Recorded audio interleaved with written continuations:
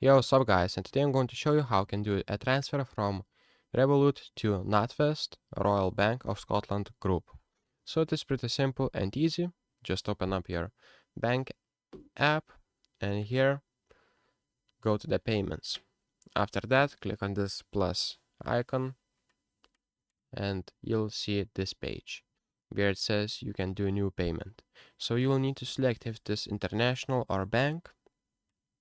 And here you will want to select a bank recipient. So of course, select for individual or business, select a country, so it will be England, and for the currency, it will be British pounds, and here for the UK sort code, put bank's sort code.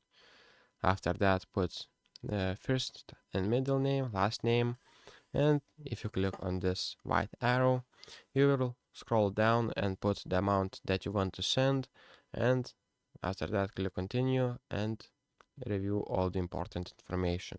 And that's how you send money to NatWest from Revolut. So that's pretty much it, and see you in the next one.